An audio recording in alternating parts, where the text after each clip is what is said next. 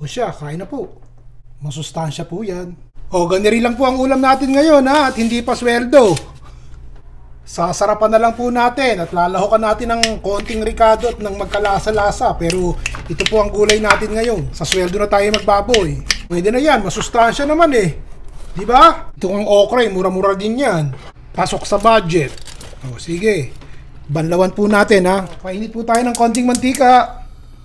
Unahin ko muna yung sibuyas ha. Sa bagay, marami namang makakagusto nitong mga gulay-gulay na niluluto natin. Lalo na po yung mga seniors at tapos bawang po. Mura na, matipid pa.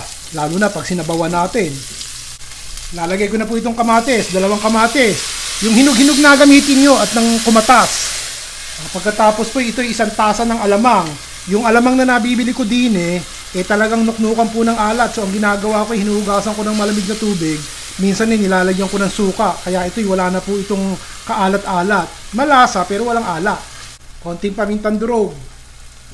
Kaya po tatapikin natin ng kalahating kutsara, kahit mga 1 kutsara ng ating regular na bagoong. Kasi nga yung alamang wala nang lasa. Maaamoy nyo yung kabanguhan. Kung yun kung gusto nyo kumain ng bagoong.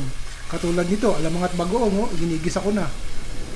Lalagyan ko po ng 1 tasang tubig nang magkasabaw-sabaw. O siya, pakuluan po natin yan. Takpan. Mga 1 minuto lang, kumukulo na po. Ilalagay ko ito yung katitik na kalabasa, oh.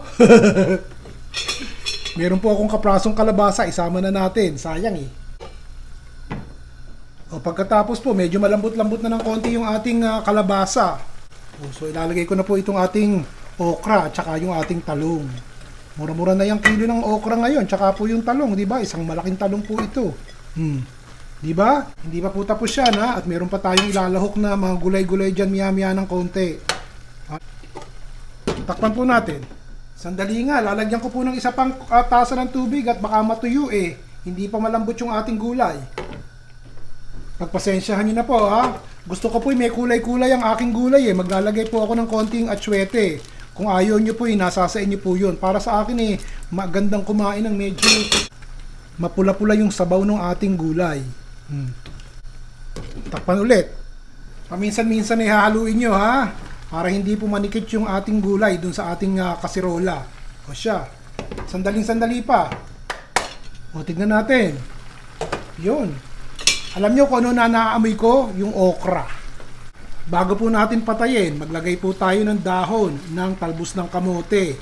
Gintong-ginto ang talbos ng kamote din sa lugar ko, kaya inuutik-utik ko. Nakita nyo, konti lang po itong isinama ko. Mas mahal kaysa sa spinach. Ganon din po ang malunggay.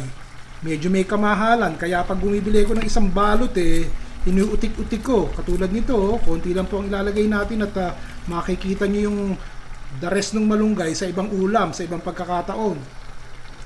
Hihinaan ko na po yung apoy at malapit na natin itong patayin. Ididiin ko lamang yung ating mga berdi-berding dahon para po medyo malanta-lanta ng konti, pero hindi na kinakailangang malutot maganda kapag kahilaw-hilaw ng konti yung ating malunggay tsaka yung ating talbos. Pagkapatay nyo, lagyan na po natin ng prito.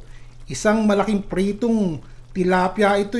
Tinanggal ko na po yung tinik para sa pagkain 1 subo na lamang mainit na kanin, 2 subo ng tinapa ng tilapia, di ayos. Sarap niyan.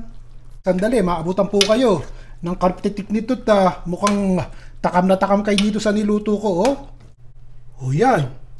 Kahit na po kakarimpot ang ating budget sa pang-araw-araw, talagang didiskartihan nyo Makakaraos at makakaraos tayo. Mula lang po mga ricado nila Basta sabawan nyo na lamang. May isda o wala man, patok na patok din po yan. O siya, kain na po. Masustansya po yan. Nagustuhan nyo po ba? O di nakaraos? Hanggang sa susunod po muli, si Ron Bilaro.